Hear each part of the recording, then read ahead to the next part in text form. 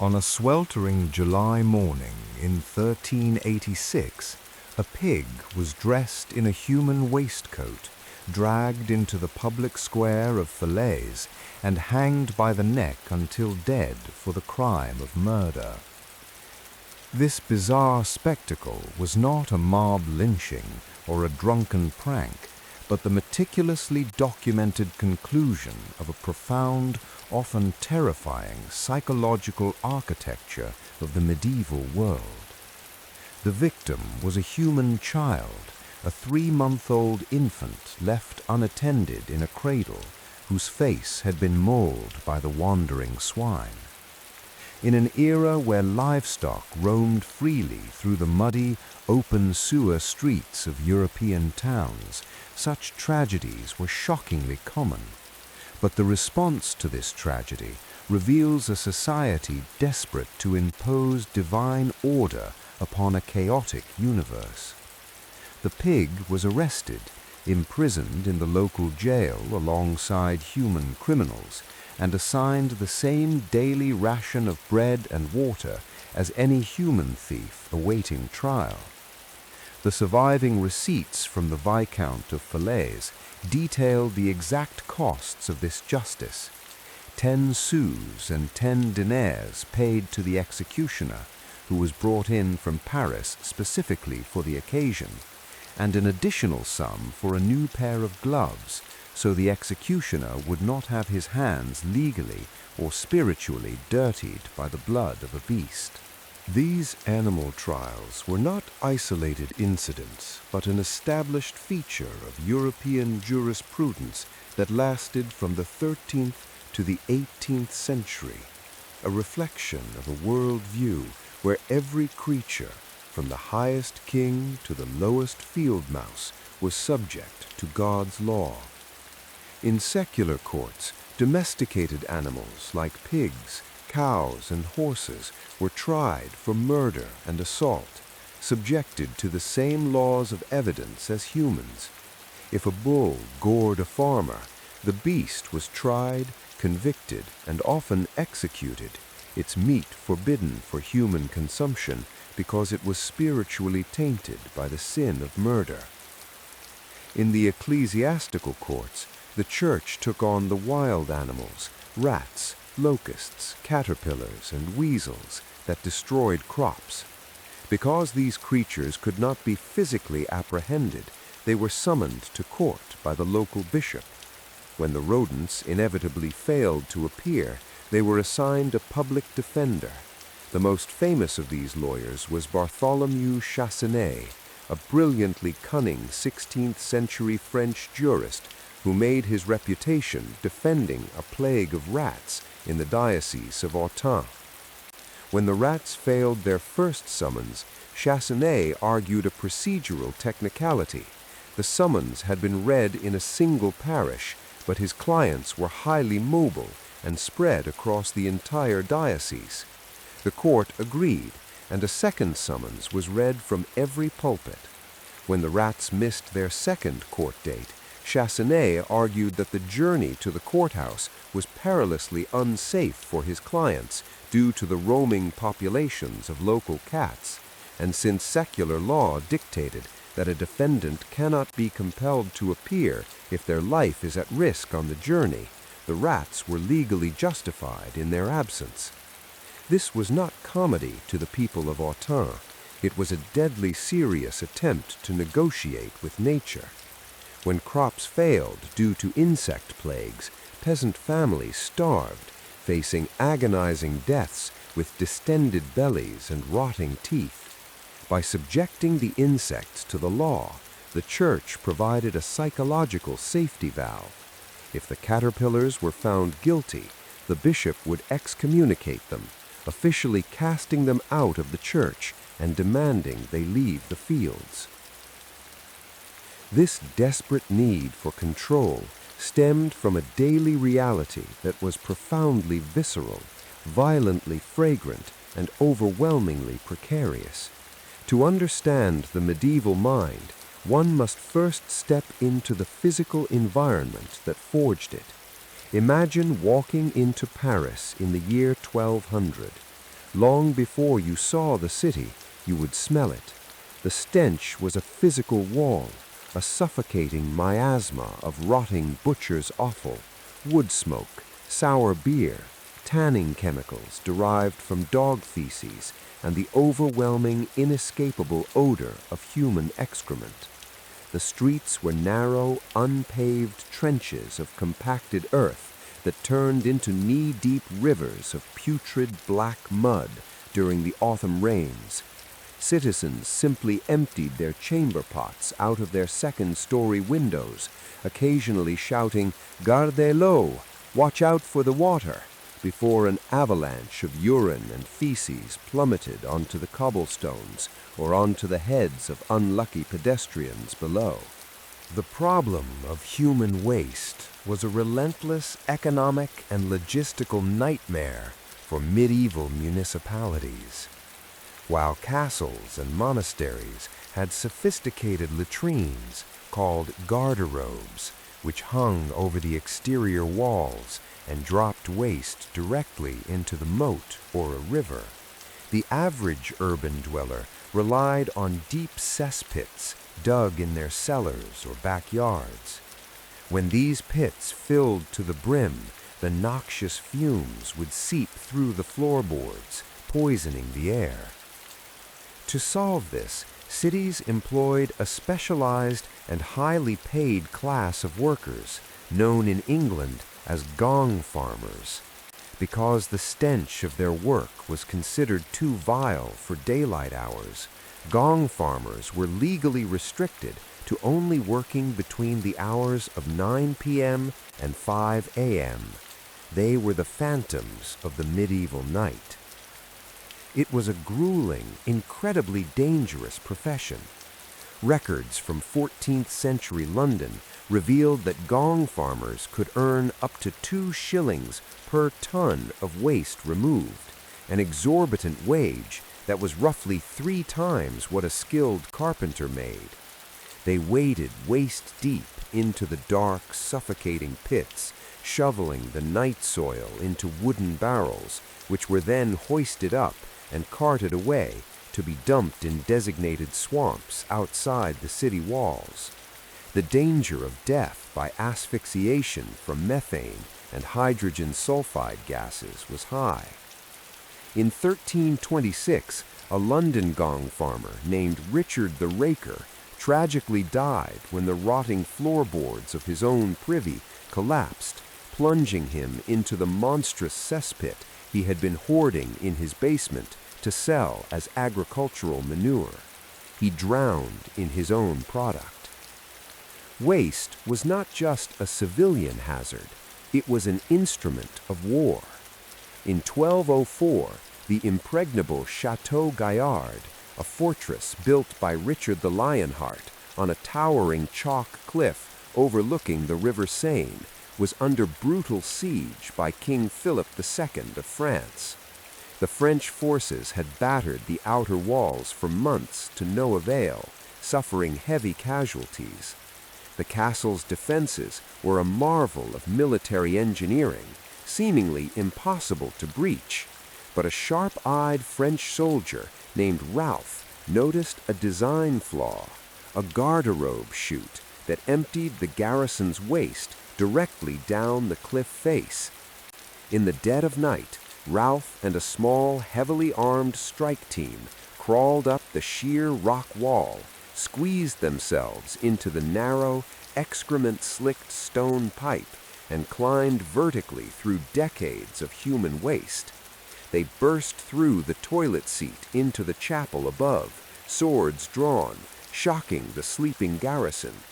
They quickly lowered the drawbridge, allowing the French army to pour into the middle ward, ultimately leading to the fall of the mightiest fortress in Europe. The English lost Normandy because of a poorly secured toilet. This medieval struggle with sanitation was a surprisingly vast technological regression from the ancient world. Over 1,000 years earlier, the Roman Empire had engineered plumbing and sewage systems that would not be equaled until the 19th century. Beneath the streets of Rome, ran the Cloaca Maxima, the greatest sewer, a massive subterranean tunnel engineered in the 6th century BC that diverted waste into the river Tiber. But Roman bathroom habits were staggeringly alien to modern sensibilities, characterized by an extreme lack of privacy that today would induce sheer panic. Public latrines in Rome were grand communal affairs. Imagine a beautifully marbled rectangular room without any dividers or stalls. Lining the walls were continuous stone benches punctuated by dozens of keyhole-shaped openings spaced merely inches apart. Here, citizens, both the wealthy patrician and the poor plebeian, would sit shoulder to shoulder, their tunics hiked up, openly defecating while engaging in casual conversation about politics, the weather, or the upcoming chariot races. Beneath the benches, a constant stream of diverted aqueduct water flushed the waste. The true shock of the Roman latrine lay in its method of wiping. Toilet paper did not exist in the Mediterranean. Instead, running along the floor at the feet of the sitters was a shallow, narrow gutter filled with clean, flowing water. Resting in the gutter was the xylospongium, a sea sponge affixed to a wooden stick. After finishing his business, a Roman would pick up the communal sponge, wash it in the running water or a bucket of vinegar, pass it through the keyhole slot of the bench to clean himself, and then return the soiled sponge to the gutter for the next person to use. This sharing of a fecal sponge among strangers was a massive vector for parasites and diseases, evidenced by the high prevalence of whipworm and roundworm eggs in archaeological excavations of Roman sewers. The latrines were also terrifying places, because they connected directly to the main sewer without modern U-bend water traps. Vermin routinely climbed up the pipes to bite the exposed flesh of the sitters.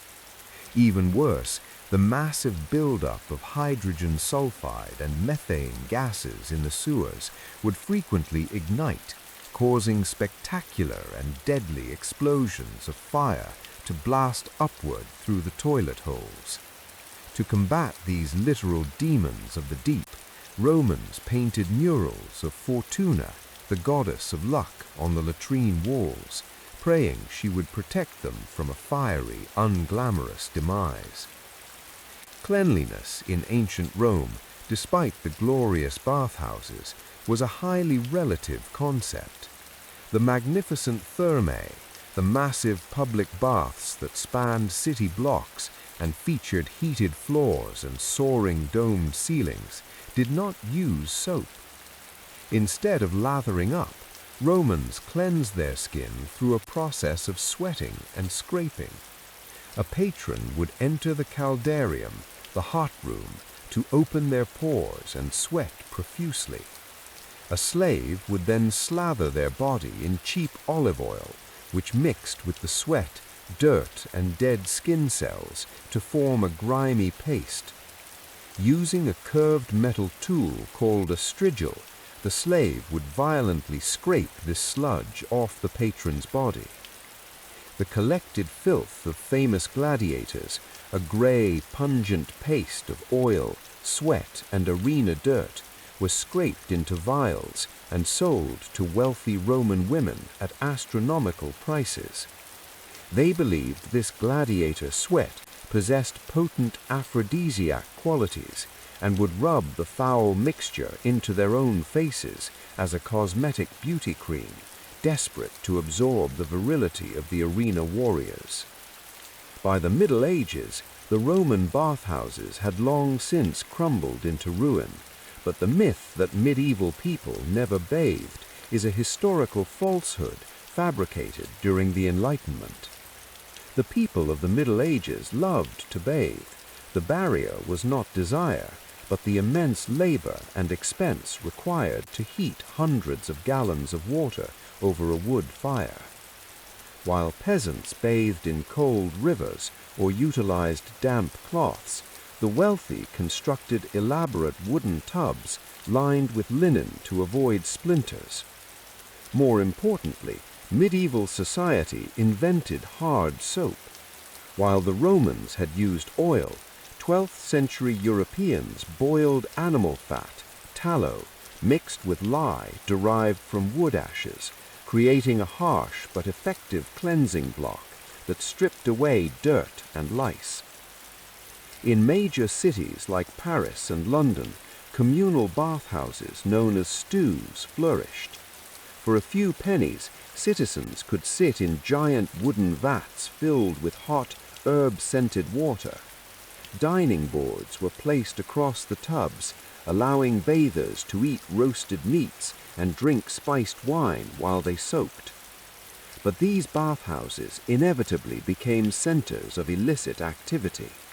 Because men and women bathed together naked in close quarters, the stews rapidly devolved into state-sanctioned brothels.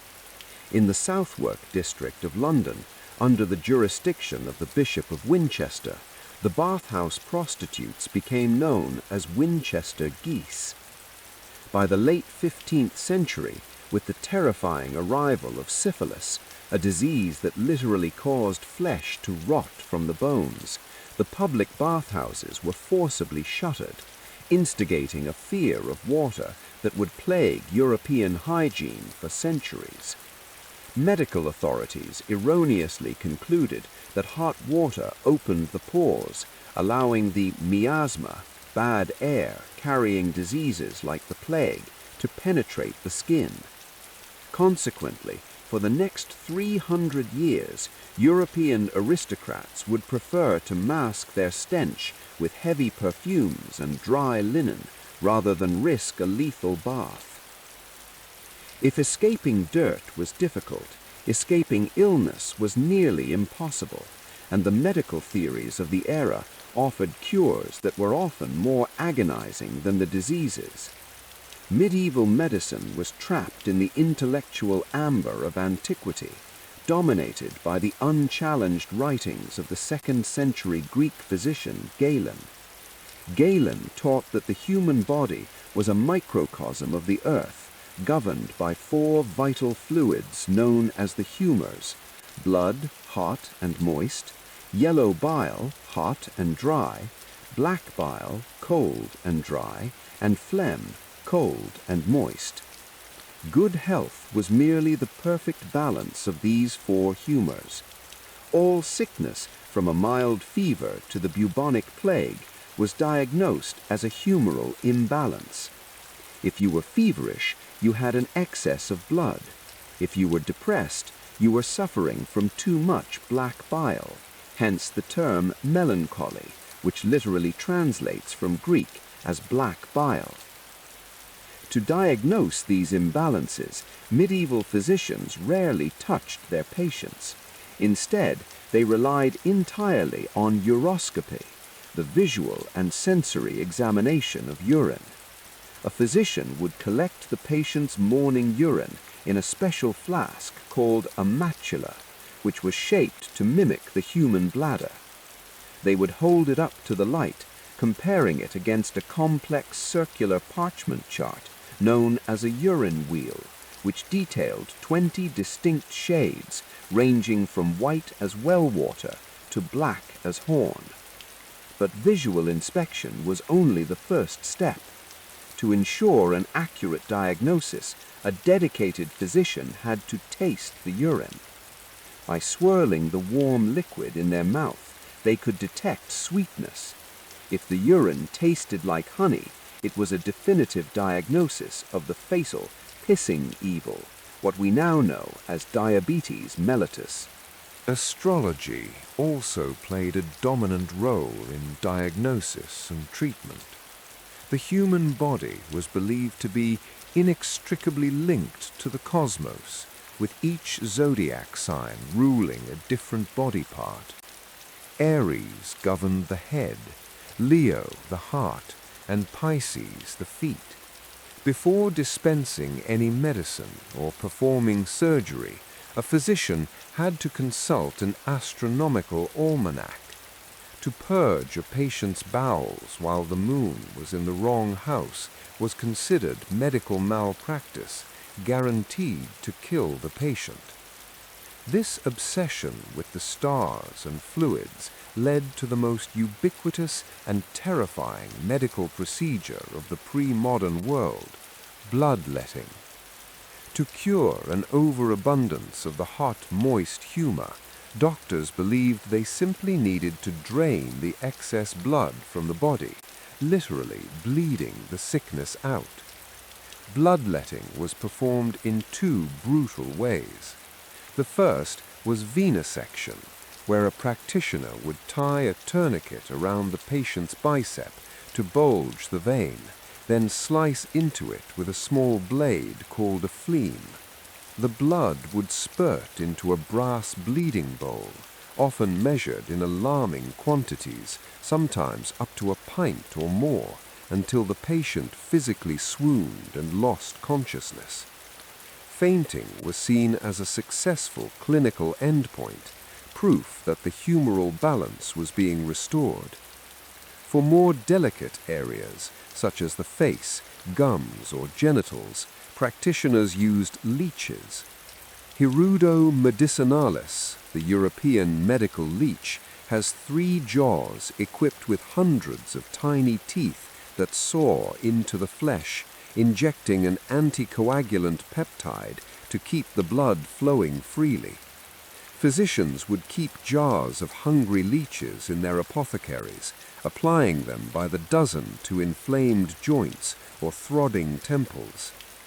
Surprisingly, the university-educated physicians, in their expensive velvet robes, considered it beneath their dignity to actually cut human flesh. For the bloody work of lancing boils, pulling teeth, amputating limbs, and letting blood, citizens turned to the local barber. The barber-surgeon was an essential fixture of every medieval town. You would visit their shop to get your beard trimmed and stay to have a rotting molar ripped from your jaw with a pair of iron pliers. The modern barber's pole, the red, white, and blue spiraling cylinder still seen on streets today, is a direct macabre descendant of this dual profession. The white stripe represented the clean bandages. The red stripe symbolized the blood-soaked rags washed and hung out to dry, twisting in the wind, and the blue stripe represented the venous blood. The pole itself symbolized the wooden staff the patient squeezed during the procedure to make their veins pop. Surgery in this era was an exercise in unimaginable agony and profound endurance. There were no chemical anesthetics, no sterilization, and no understanding of germ theory. The concept of infection was entirely unknown. Surgeons operated with unwashed hands and blood-caked instruments, proudly wearing aprons stiffened by the dried gore of previous patients, which they considered a mark of vast experience. To perform a surgery, the patient was simply held down by several strong assistants or strapped to a wooden board. They might be given a sponge soaked in wine, opium, and henbane to dull the senses, but the pain of the knife was inescapable. One of the most terrifying procedures was trepanation, the drilling or scraping of a hole directly into the human skull. Trepanation was used to treat skull fractures, relieve intracranial pressure from head wounds, and, on a psychological level, to release the evil spirits that caused epilepsy and madness.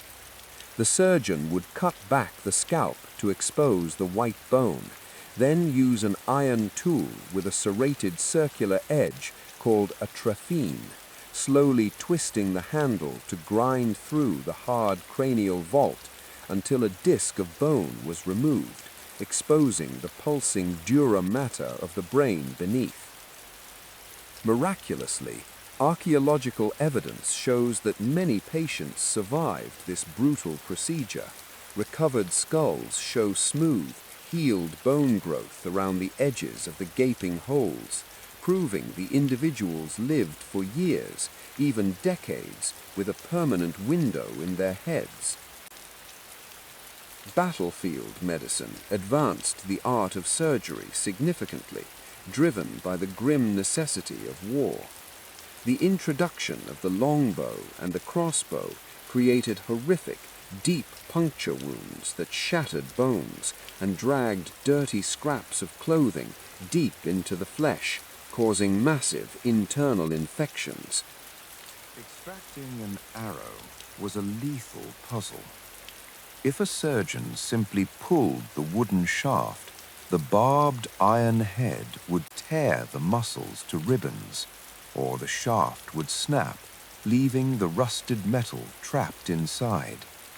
To solve this, medieval surgeons designed complex, terrifying extraction tools, such as the spoon of Diocles, a pair of curved iron cups that were slid into the wound to enclose the barbs of the arrowhead before it was carefully pulled out. After extraction, surgeons would often cauterize the wound by pouring boiling oil or applying red-hot iron directly into the raw tissue to stop the bleeding, a trauma so severe it routinely caused fatal shock. Despite these horrors, some surgeons achieved legendary status and staggering wealth. John Ardern, a 14th century English surgeon who treated knights during the 100 Years' War, made his fortune curing a highly specific and agonizing ailment, anal fistulas. Knights who spent thousands of hours in heavy, damp armor, bouncing on the hard wooden saddles of war horses, frequently developed deep, infected tunnels of flesh around their rectums. The condition was excruciating, constantly draining pus, and largely considered incurable, ending a knight's military career. Ardern invented a revolutionary surgical technique, passing a threaded ligature through the fistula tract and slicing it open with a specialized scalpel, allowing it to heal from the inside out. His success rate was miraculous, and he charged exorbitant fees, up to 100 gold shillings, a massive fortune equivalent to years of labor for a commoner, plus an annual pension for life from the grateful, wealthy lords he cured. He was the first celebrity specialist surgeon in English history. If surgery wasn't required, patients visited the apothecary, the medieval equivalent of a pharmacy. But the medicines dispensed were derived from a grotesque pharmacopoeia that blurred the line between magic and science. One of the most sought-after, expensive, and bizarre remedies was mumia. Originating from a mistranslation of Arabic medical texts praising the healing properties of mineral bitumen, Europeans came to believe that the actual embalmed bodies of ancient Egyptian mummies possessed miraculous healing powers. European merchants pillaged Egyptian tombs, shipping thousands of preserved corpses to apothecaries across Europe. The bodies were hacked into pieces, ground into a fine brown powder, and prescribed as a cure-all for everything from headaches to internal bleeding. For centuries, Europeans were literally cannibalizing ancient Egyptians to cure their coughs. When real mummies ran short, unscrupulous merchants created counterfeit mumia by stealing the corpses of executed criminals, burying them in the sand with asphalt for a few weeks, and grinding them up for enormous profits. The bizarre nature of medieval life extended far beyond medicine into the very food that sustained it. The medieval diet was sharply divided by class, serving as an absolute marker of social status. For the vast majority of the population, the serfs and peasants who worked the land, survival depended entirely on grain. Their diet was monotonously anchored by coarse, dark breads made from rye, barley, or oats, and a ceaseless daily serving of pottage. Pottage was a thick, endlessly boiling stew of grains, peas, beans, and whatever vegetables could be foraged, occasionally flavored with a piece of salted fork fat if the family was lucky. Meat was a rare luxury. Poaching a deer in the Lord's forest was a crime punished by blinding, amputation of the hand, or hanging. But the peasants' reliance on rye bread harbored a terrifying, invisible danger. Following periods of heavy rainfall and cold winters, rye crops frequently became infected with claviceps purpurea, a toxic fungus known as ergot. When peasants harvested the blackened, contaminated grains and ground them into flour, they unknowingly baked a deadly psychoactive and vasoconstrictive poison into their daily bread. Ergot is the organic precursor to the modern hallucinogen, LSD. Whole villages would suddenly fall victim to mass poisonings, consumed by an inexplicable collective madness. The disease was known in the Middle Ages as St. Anthony's fire. The symptoms of St. Anthony's fire were apocalyptic. Victims suffered intense, terrifying hallucinations, claiming to see demons tearing at their flesh and feeling the sensation of thousands of ants crawling just beneath their skin. As the ergot alkaloids severely restricted blood flow to the extremities, victims experienced a burning internal agony, hence the fire, followed by dry gangrene. Their fingers, toes, and entire limbs would blacken, wither, and literally snap off without spilling a drop of blood. In an era before toxicology, this mass suffering was inevitably interpreted as divine wrath or demonic possession, leading to localized hysteria and witch hunts. Whole communities were decimated not by an invading army, but by the fungus in their morning bread. In stark contrast, the culinary world of the nobility was an explosion of excess, spice, and theatrical illusion. A medieval royal feast was designed not just to nourish, but to overwhelmingly display wealth and power. Interestingly, they did not use ceramic plates. Instead, meat and sauces were served on trenchers, thick, flat slices of 4-day-old bread that soaked up the rich juices and gravies. At the end of the meal, these grease-soaked bread plates were collected and distributed as alms to the poor waiting outside the castle gates, or tossed to the hunting dogs roaming the great hall. Forks were entirely unknown in Northern Europe until the late 16th century, viewed suspiciously as a decadent Italian invention. Nobles ate with their hands, adhering to strict etiquette that dictated using only the thumb and 2 fingers of the right hand to pinch their food. The apex of the noble feast was the entremet, or illusion food, dishes designed entirely for visual shock and entertainment.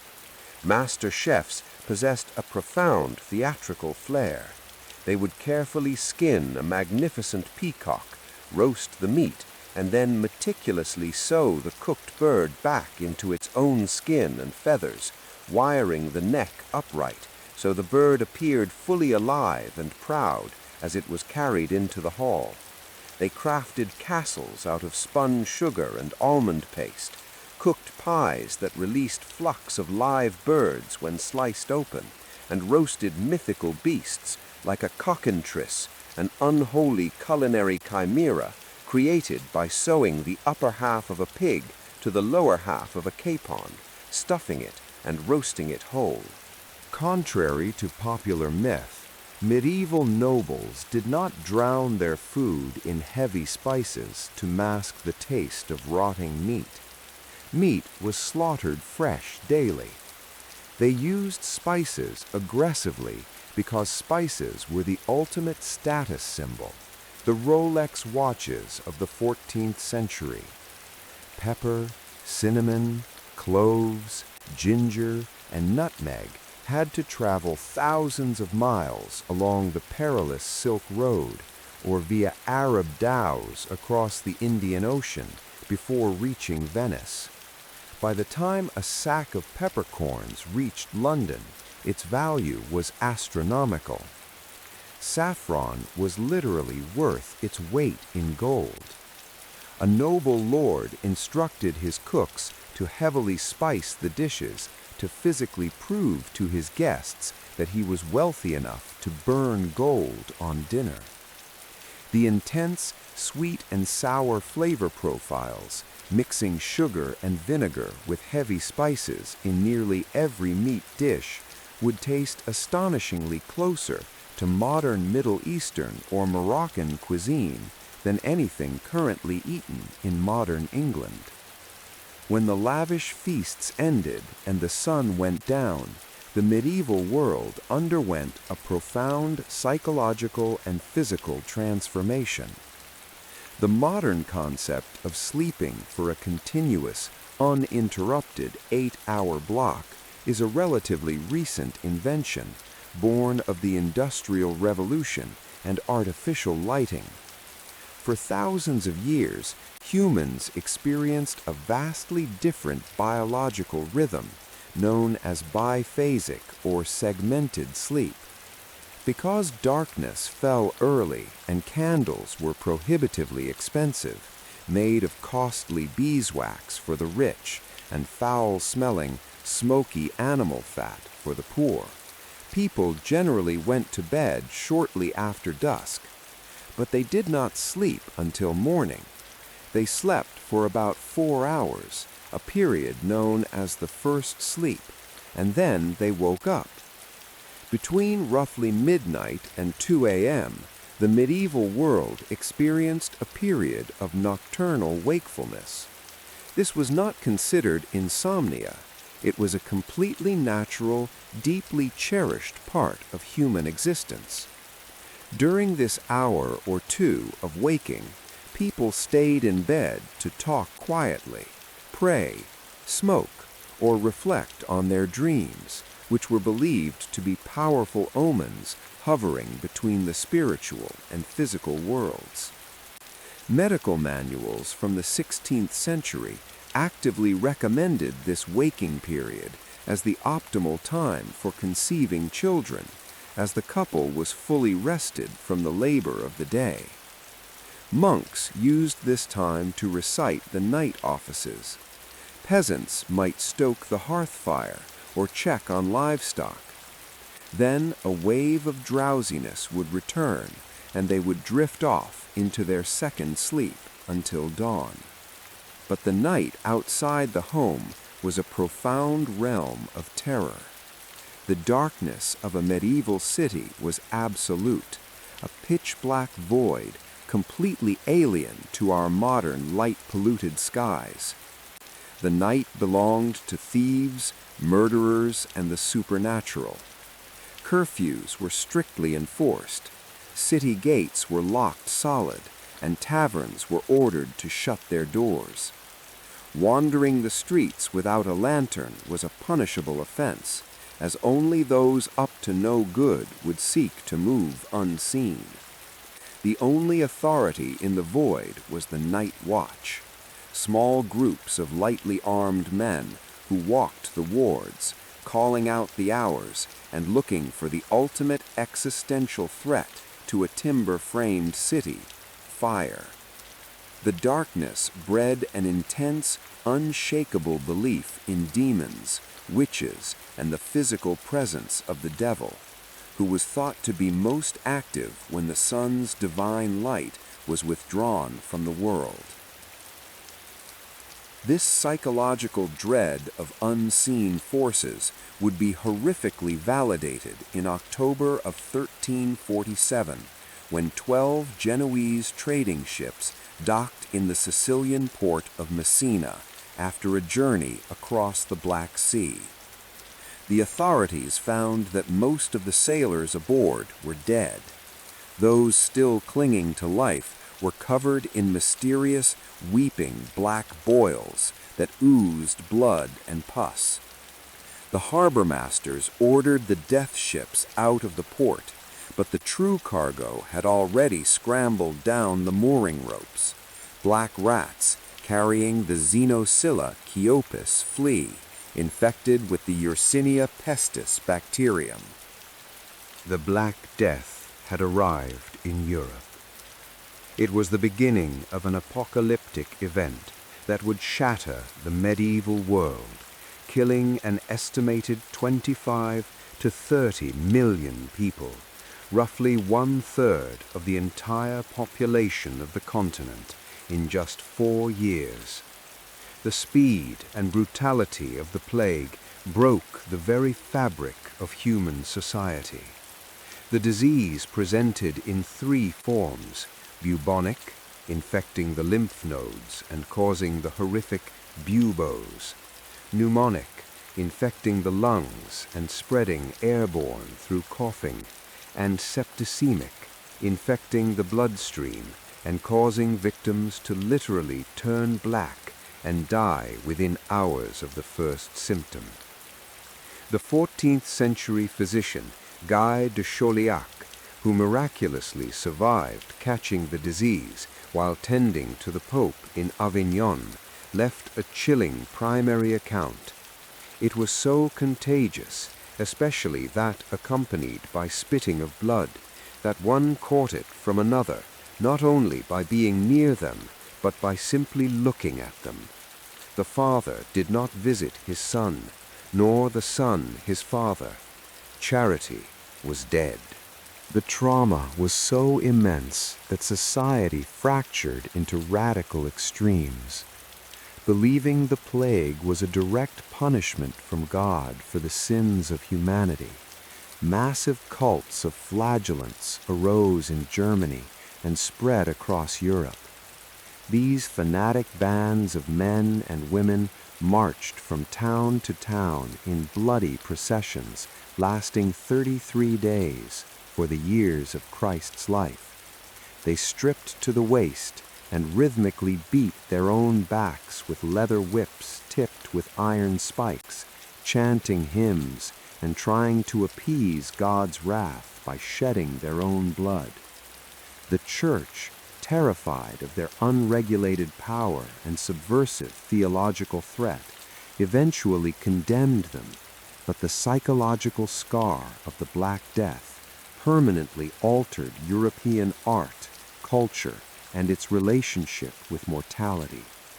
In the wake of the plague, death was no longer a distant theological concept. It was the ultimate undeniable equalizer. This gave birth to a profound and haunting artistic movement known as the Danse Macabre, or the Dance of Death. Across the walls of churches and cemeteries from Paris to London, artists painted murals showing grinning, animated skeletons grabbing the hands of the living, popes, emperors, wealthy merchants, and lowly beggars alike, forcing them into a horrific, mocking dance toward the grave. Their message was visually brutal and democratically absolute. No amount of wealth, power, or piety could save you from the rotting of the flesh. The vanity of the world was violently unmasked. This obsession with physical decay manifested in the terrifying transy tombs or cadaver monuments of the wealthy elite. Previously, a nobleman's tomb featured a pristine, idealized stone carving of the deceased in their finest armor, peaceful and eternally young. But post-plague, Wealthy bishops and lords commissioned split-level tombs.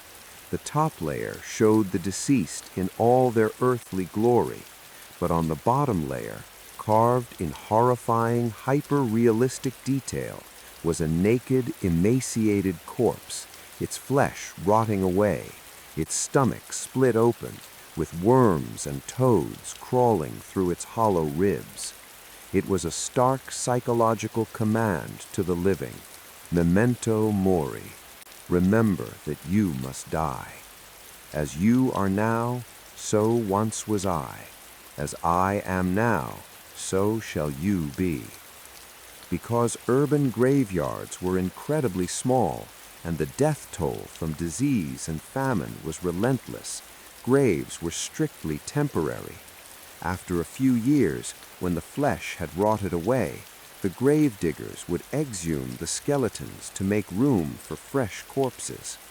The dug-up skulls and femurs were moved into charnel houses, immense bone-filled ossuaries built along the walls of the cemetery. The most famous was the Cemetery of the Holy Innocents in Paris, where millions of Parisians were buried and dug up over the centuries. The bones were stacked like firewood in open galleries, creating massive, grim walls of grinning skulls. Citizens would routinely walk through these bone galleries to shop, gamble, or hire prostitutes, existing side by side with the physical remains of their ancestors in a way that feels unimaginable today.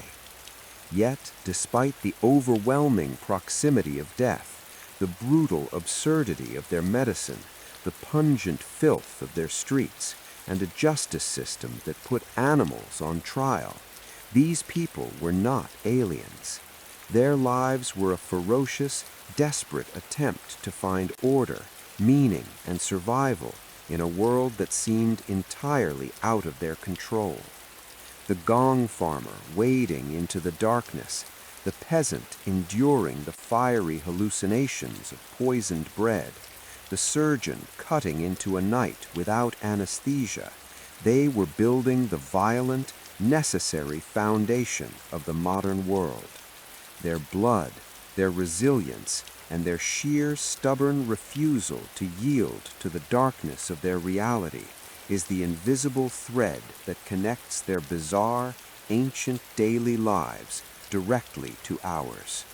We are the descendants of those who survived the fire, the plague, and the cold, unyielding iron of the past.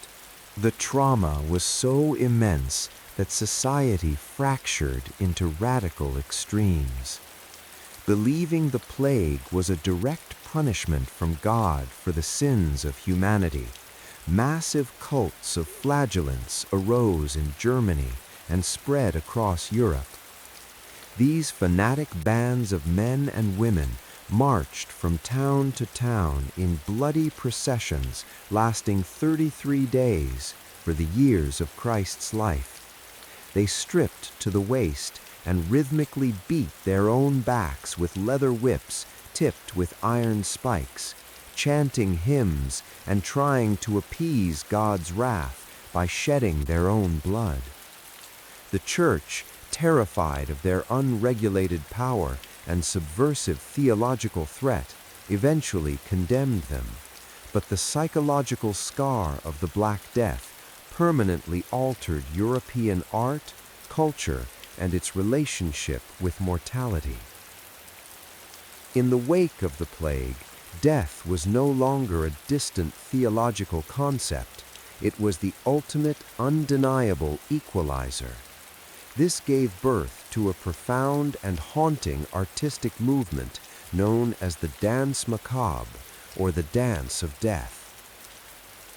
Across the walls of churches and cemeteries from Paris to London, artists painted murals showing grinning, animated skeletons grabbing the hands of the living, popes, emperors, wealthy merchants, and lowly beggars alike, forcing them into a horrific, mocking dance toward the grave. The vanity of the world was violently unmasked. This obsession with physical decay manifested in the terrifying transy tombs or cadaver monuments of the wealthy elite. Previously, a nobleman's tomb featured a pristine, idealized stone carving of the deceased in their finest armor, peaceful and eternally young. But post-plague, wealthy bishops and lords commissioned split-level tombs. The top layer showed the deceased in all their earthly glory, but on the bottom layer, carved in horrifying, hyper-realistic detail, was a naked, emaciated corpse, its flesh rotting away, its stomach split open, with worms and toads crawling through its hollow ribs.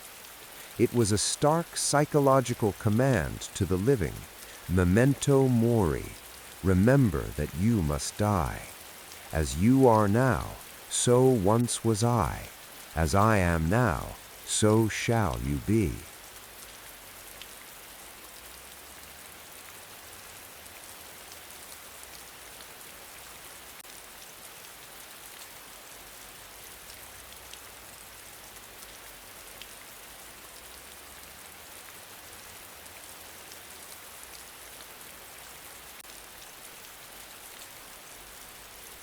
Because urban graveyards were incredibly small and the death toll from disease and famine was relentless, graves were strictly temporary.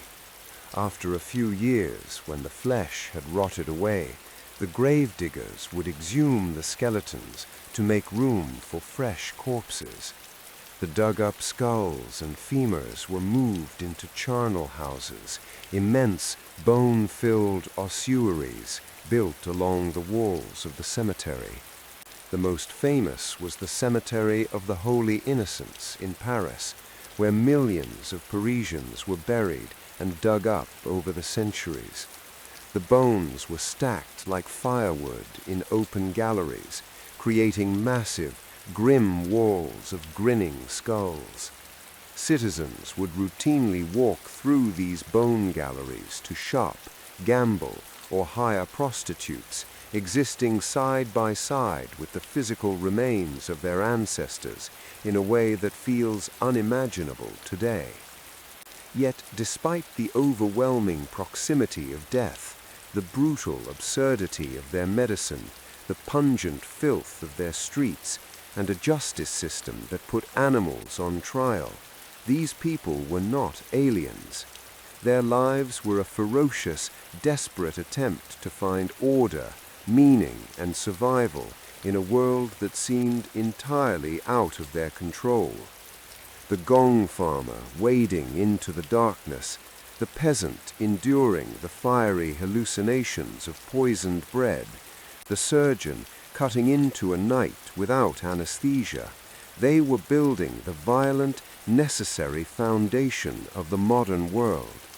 Their blood, their resilience, and their sheer stubborn refusal to yield to the darkness of their reality is the invisible thread that connects their bizarre, ancient daily lives directly to ours. We are the descendants of those who survived the fire, the plague, and the cold, unyielding iron of the past. If the mother survived the blood and exhaustion of the delivery, the immediate focus pivoted to a spiritual crisis of the highest order, baptism. In medieval theology, an infant born alive but dying before baptism was entirely barred from entering heaven, condemned instead to the eternal twilight of limbo, a place devoid of physical torment but forever stripped of God's presence. Because infant mortality was astronomically high, nearly a third of all children did not survive to their 5th birthday. Baptisms were rushed with frantic speed, often performed on the very day of birth. Midwives were legally authorized by the church to perform emergency baptisms right there in the bloody linens if the newborn was suffocating or weak, using whatever water was available, splashing it upon the infant's head while quickly reciting the Trinitarian formula. For the tragic cases where a child was stillborn, parents experienced a unique, crushing psychological agony, knowing their child was lost to them for eternity. This despair birthed one of the most astonishing practices of the era, the sanctuary of respite.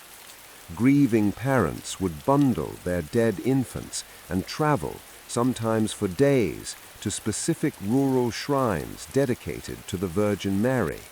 There the corpse would be placed upon the altar.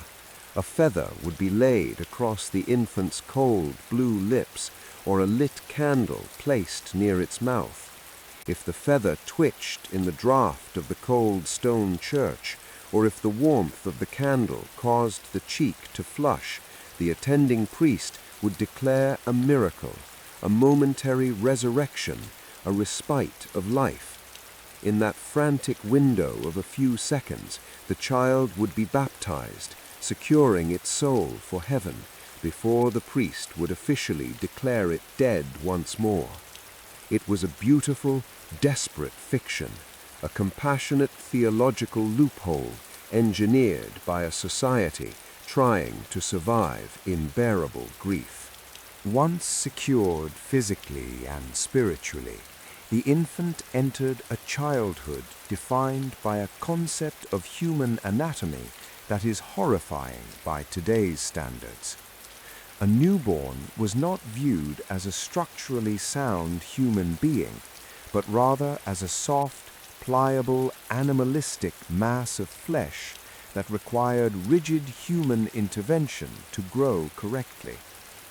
For the first 8 to 12 months of life, a medieval baby was subjected to intense swaddling. They were placed on a wooden board, their arms pinned rigidly to their sides and wrapped tightly from neck to toe in overlapping strips of linen until they resembled stiff, immobile mummies. Medical authorities of the time dictated that if a child was left unbound, it would inevitably begin to crawl on all fours like a beast, and its soft bones would permanently curve, turning the child into a hunched, deformed creature. This physical restriction caused severe developmental delays and horrific skin conditions, as the infants were left in soiled swaddling bands for hours while their mothers worked the fields.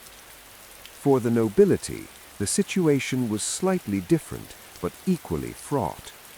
Aristocratic women generally did not nurse their own children, believing that sexual intercourse corrupted breast milk. And since they needed to quickly produce more heirs, they handed their newborns over to peasant wet nurses. This created a massive. When a child finally emerged from their swaddling bands and survived to adolescence, they entered a society strictly governed by highly visible, deeply rigid social hierarchies, enforced not just by wealth, but by law. What you wore in the Middle Ages was not a matter of personal expression. It was a heavily policed legal requirement dictated by sumptuary laws. These laws were designed to prevent the rising merchant class from imitating the nobility, maintaining a clear visual distinction between those who work, those who pray, and those who fight. Under English law, only royalty was permitted to wear cloth of gold or purple silk. A prosperous merchant who dared to wear a velvet doublet trimmed with ermine fur could be heavily fined, publicly humiliated, or even imprisoned for the crime of dressing above his station. But the nobility, desperate to continuously separate themselves from the commoners, drove fashion into realms of absolute impractical absurdity. By the late 14th century, aristocratic men began wearing poulains or krakows, leather shoes with exaggerated, elongated, pointed toes. What began as a modest 2-inch point eventually devolved into a hysterical fashion arms race. The toes grew to 6, 12, and sometimes 24 inches in length. They became so long that walking was nearly impossible, forcing men to stuff the hollow points with moss or wool to keep them rigid, and eventually tying the tips of their shoes to their knees with fine gold chains, just so they wouldn't trip over their own feet in the royal court. The church was absolutely scandalized by Poulain, denouncing them as the devil's fingers, claiming that the elongated toes prevented men from kneeling in prayer, and their inherently phallic shape was a profound insult to God. Equally bizarre was the fashion of aristocratic women who adopted the hennin, a towering cone-shaped headdress made of stiffened linen and wire, draped with sheer silk veils. These steeple hats could reach 3 feet in height. They were so massive that castle architects actually had to raise the height of the doorways in royal palaces so the ladies-in-waiting could pass through without knocking their hats off. To complete the look, women would pluck their eyebrows entirely bare and shave the front half of their heads, pushing their hairline back to the crown to create the illusion of a massive, bulbous, pale forehead, which was considered the absolute pinnacle of female erotic beauty.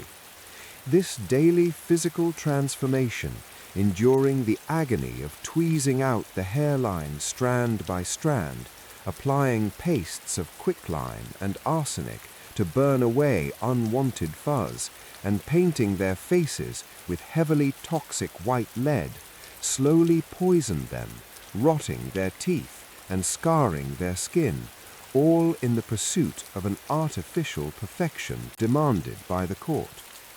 Beneath this glittering veneer of velvet and silk, medieval justice was a brutal, visceral mechanism that relied entirely on the belief that God was an active, watching participant in human affairs.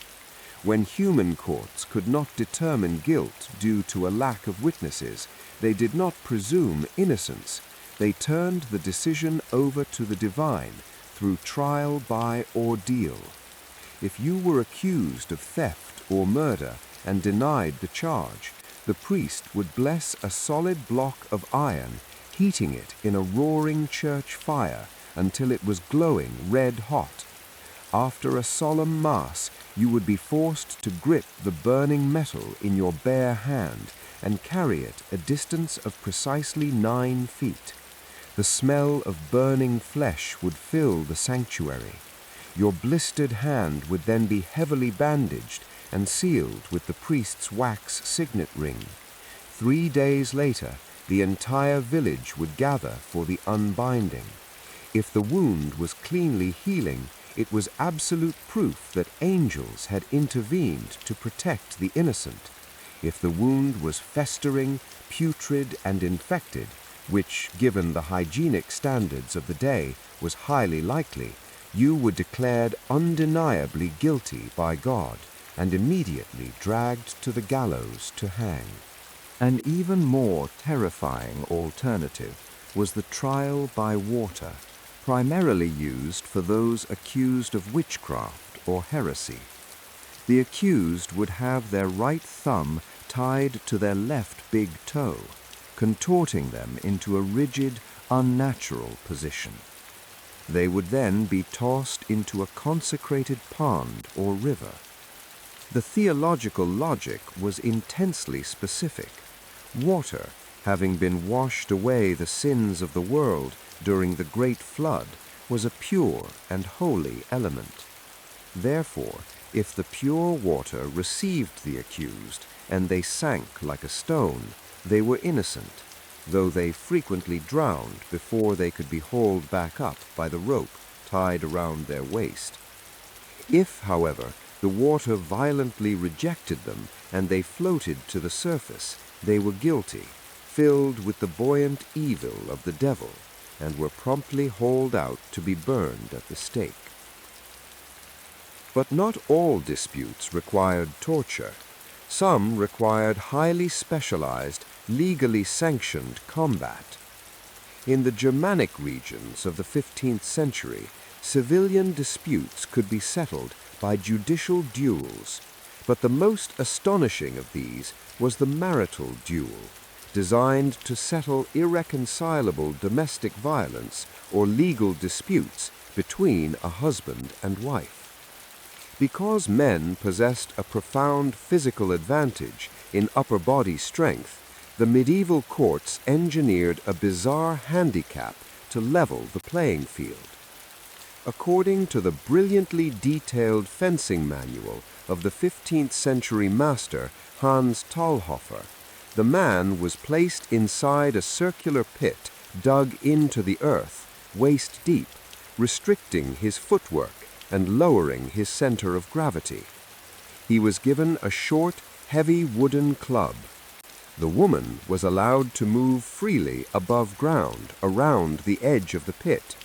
Her weapon was equally unconventional, a large, heavy river rock weighing up to 3 pounds, tied securely inside the long, flowing sleeve of a linen shirt, creating a lethal, improvised flick. An even more terrifying alternative was the trial by water, primarily used for those accused of witchcraft or heresy. The accused would have their right thumb tied to their left big toe, contorting them into a rigid, unnatural position. They would then be tossed into a consecrated pond or river. The theological logic was intensely specific. Water, having been washed away the sins of the world during the Great Flood, was a pure and holy element. Therefore, if the pure water received the accused and they sank like a stone, they were innocent, though they frequently drowned before they could be hauled back up by the rope tied around their waist. If, however, the water violently rejected them and they floated to the surface, they were guilty, filled with the buoyant evil of the devil, and were promptly hauled out to be burned at the stake. But not all disputes required torture. Some required highly specialized, legally sanctioned combat. In the Germanic regions of the 15th century, civilian disputes could be settled by judicial duels, but the most astonishing of these was the marital duel, designed to settle irreconcilable domestic violence or legal disputes between a husband and wife. Because men possessed a profound physical advantage in upper body strength, the medieval courts engineered a bizarre handicap to level the playing field.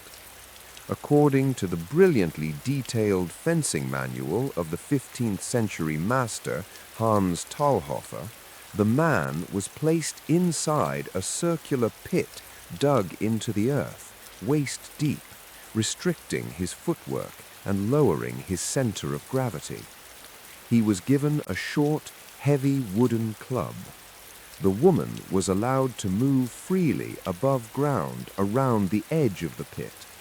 Her weapon was equally unconventional, a large, heavy river rock weighing up to 3 pounds, tied securely inside the long, flowing sleeve of a linen shirt, creating a lethal, improvised flail. The duel was a desperate, bloody spectacle. The woman would swing the rock at her husband's head, trying to crush his skull or knock him unconscious, while he would try to parry the cloth with his club, grab her clothing, and drag her down into the pit with him. The stakes were absolute. This was not a sport, it was a fight to death. If the man won, the woman was buried alive. If the woman won, the man was dragged from the pit and executed in the town square. The figures responsible for carrying out these executions existed in a bizarre, deeply contradictory space within medieval society.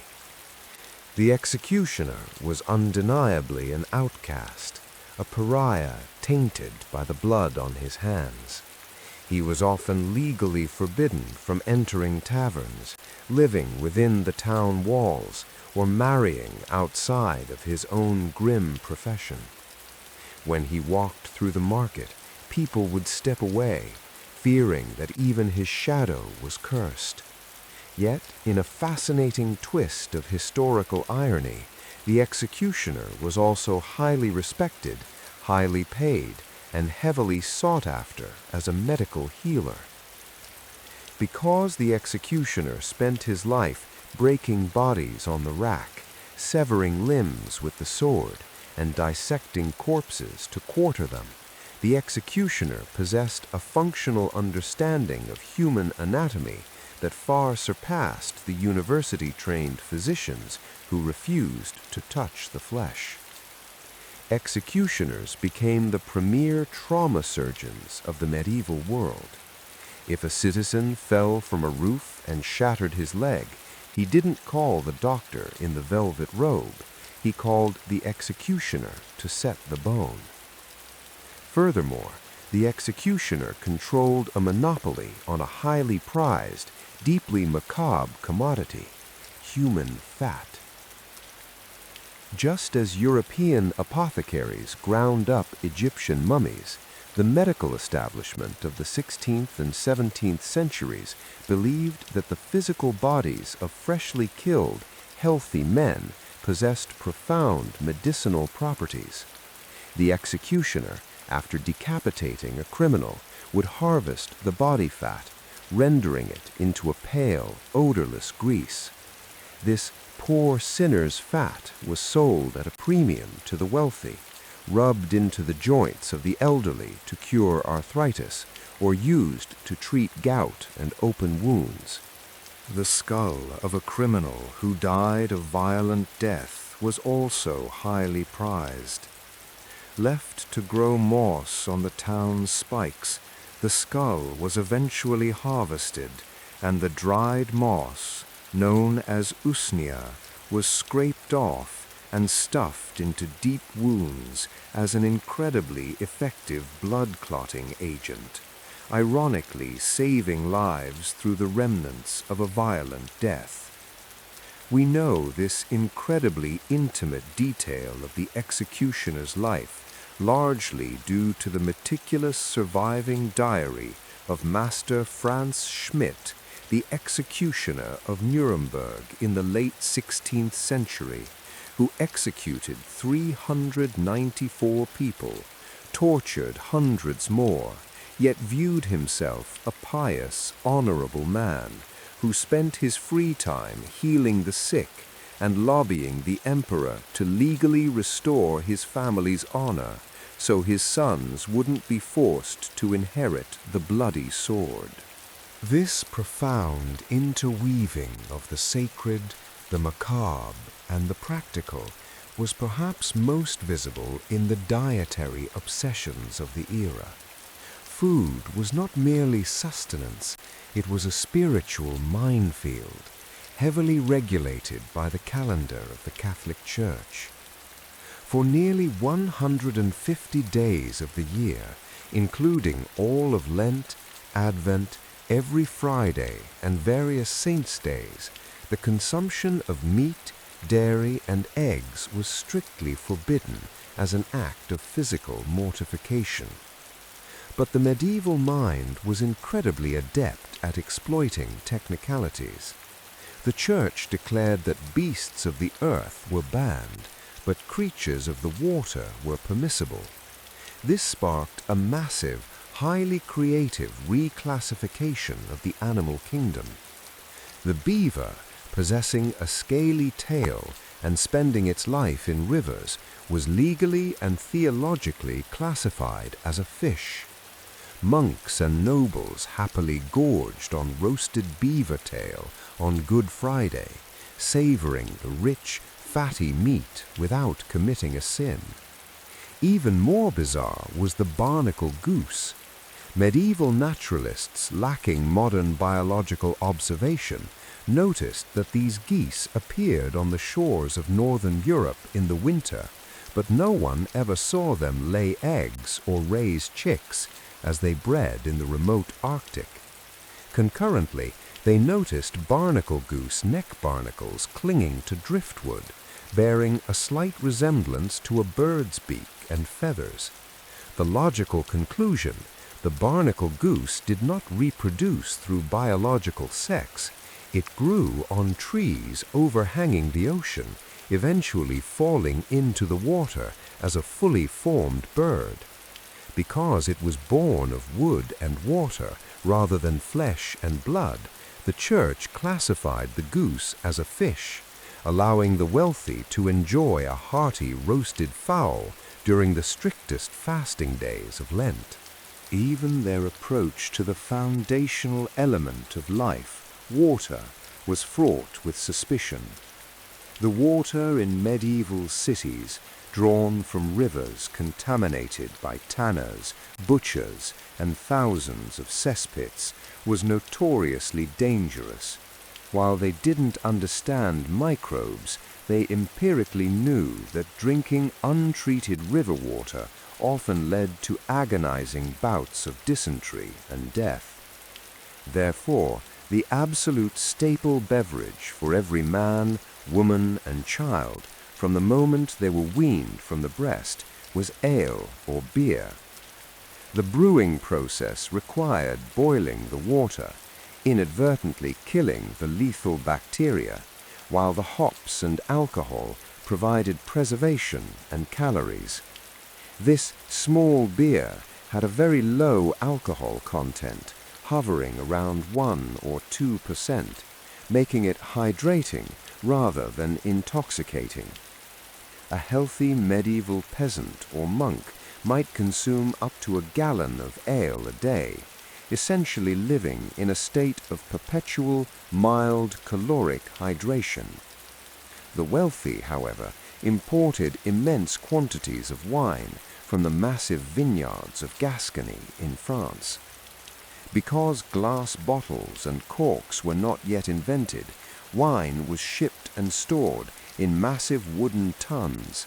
It spoiled quickly, turning to vinegar, leading to the creation of heavily spiced wines like Hippocras. Nobles would take souring wine and boil it with exorbitant amounts of sugar, ginger, cinnamon, and long pepper, running the hot liquid through a conical cloth filter called an Hippocratic sleeve to produce a syrupy, aggressively sweet, highly alcoholic punch that masked the taste of decay. The mechanics of maintaining this wealth and fueling the immense trade networks that brought spices from the edge of the known world gave rise to institutions that still govern our modern lives. The concept of international banking, credit, and paper money emerged from the mud and violence of the Crusades. When a French or English knight took the cross to fight in the Holy Land, he faced a massive logistical nightmare, traveling thousands of miles across hostile territory, carrying a fortune in heavy, easily stolen gold and silver coins to pay for armor, horses, and mercenaries. Enter the Knights Templar. Originating as a monastic military order to protect pilgrims, the Templars built heavily fortified castles across Europe and the Middle East. A knight in London could deposit his chest of gold at the local Templar preceptory. In exchange, the Templar master would issue him a piece of parchment inscribed with a highly complex encoded cipher detailing the deposit. The knight could then travel across the continent with nothing but this piece of paper. Upon arriving in Jerusalem, he would present the cipher to the Templar commander there, who would decode the message and hand over the equivalent amount of gold, minus a small administrative fee. The Templars had essentially invented the modern checking account and international wire transfer. They became astoundingly wealthy, acting as the primary bankers of the kings of Europe, holding the royal jewels as collateral for massive loans to fund wars. This immense financial power ultimately sealed their doom. King Philip IV of France, heavily indebted to the Templars and desperate for cash after a disastrous war with England, engineered one of the most ruthless political purges in history. On Friday, October 13th, 1307, a date that permanently scarred the Western consciousness, Philip launched a highly coordinated, secret raid arresting every Templar in France simultaneously at dawn. He accused the pious warrior monks of horrific fabricated crimes, spitting on the cross, worshipping a severed bearded head called Baphomet, and engaging in rampant sodomy. Under the extreme agony of the rack and the strappado, where their arms were tied behind their backs and repeatedly hoisted into the air and dropped, dislocating their shoulders, many knights confessed to these bizarre charges. The Templar Grand Master, Jacques de Molay, was slowly burned to death on an island in the Seine, purportedly cursing the king and the pope through the flames, summoning them to meet him before the judgment seat of God within a year. When both the king and the pope died within months of the execution, the myth of the Templars passed from history into the realm of enduring occult legend, while the banking system they pioneered shifted to the powerful merchant families of Renaissance Italy. Yet stepping back from the grand political assassinations and sweeping economic shifts, the daily reality for the vast majority of human beings remained tied to the soil, the seasons, and a visceral closeness to nature that often resulted in spectacular tragedies. The animal kingdom was not just a source of food or labor, it was a chaotic, often uncontrollable force that frequently clashed with human habitation. Consider the Great Emu War of the early 20th century, a bizarre conflict where the Australian military deployed Lewis machine guns against thousands of flightless birds, only to suffer an embarrassing logistical defeat. While not medieval, it echoes the ancient, ongoing human struggle to exert dominance over an environment that refuses to be tamed. In the ancient world, this struggle was weaponized. During the siege of Megara in 266 BC, the Macedonian army of Antigonus II Gonatas deployed massive armored war elephants to crush the opposing infantry. The defenders of Megara, facing absolute annihilation, engineered a defense of terrifying improvisational cruelty. They gathered all the pigs from their farms, slathered the squealing animals in highly flammable pitch and olive oil, set them on fire, and drove the flaming swine directly into the charging elephant lines. The elephants, terrified by the chaotic flames and the horrific piercing shrieks of the burning pigs, broke formation and panicked, trampling back through the Macedonian lines, crushing their own soldiers and breaking the siege. This Roman and Greek penchant for monumental bloody spectacle reached its absolute zenith under the reign of Emperor Nero, a ruler whose psychological complexities and bizarre artistic obsessions reshaped the very architecture of Rome. Nero viewed himself not primarily as a military commander, but as a peerless artist, poet, and chariot racer, a deeply humiliating concept for the stoic Roman senatorial elite. Following the Great Fire of Rome in 64 AD, a catastrophic inferno that burned for 6 days and destroyed vast swaths of the city. Nero did not rebuild housing for the poor. Instead, he seized hundreds of acres of charred real estate in the heart of the city to construct the Domus Aurea, the Golden House. It was an architectural fever dream of staggering proportions, featuring artificial lakes, roaming exotic wildlife, and walls entirely coated in gold leaf and semi-precious stones. The masterpiece of the complex was the Conation Rotunda, a massive circular dining room. Roman engineers designed a sophisticated wooden framework powered by a subterranean water wheel that caused the entire dining room floor to constantly, slowly rotate day and night, perfectly mimicking the movement of the celestial heavens.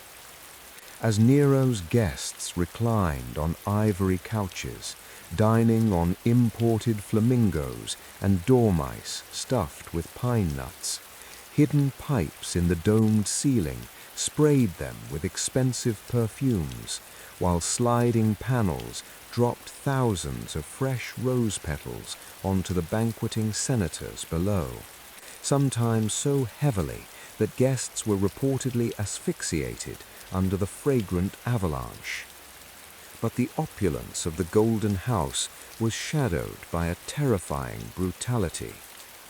To deflect the rampant rumors that he had intentionally started the Great Fire for clear land for his palace, Nero needed a scapegoat.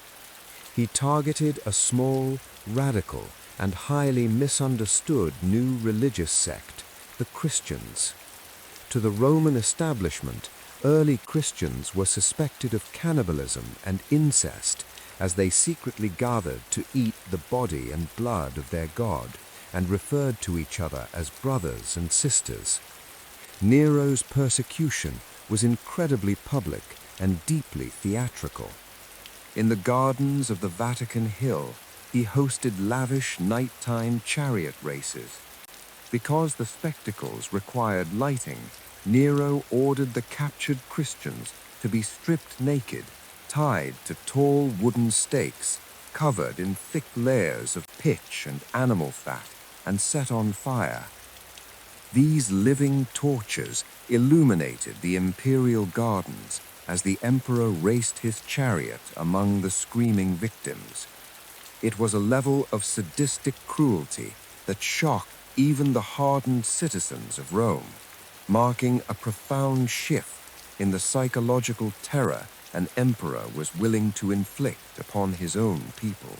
The ancient and medieval worlds were not merely a prologue to our modern existence. They were a vast, chaotic, and vibrant reality, lived by people who felt pain, ambition, terror, and love with the exact same intensity we do today. They built soaring, gravity-defying Gothic cathedrals without power tools, navigating the physics of flying buttresses through trial, error, and the collapse of thousands of tons of stone. They sailed across trackless oceans in fragile wooden ships held together by iron nails and hemp rope, guided only by the stars and the desperate hope of finding a new shore. They survived amputations without anesthesia, plagues that wiped out half their known world, and winters of starvation that forced them to eat the bark from the trees. Their bizarre medical practices, their rigid social laws, and their terrifying superstitions were not the marks of ignorance, but the frantic, necessary tools of a species desperately trying to make sense of a lethal and unpredictable universe.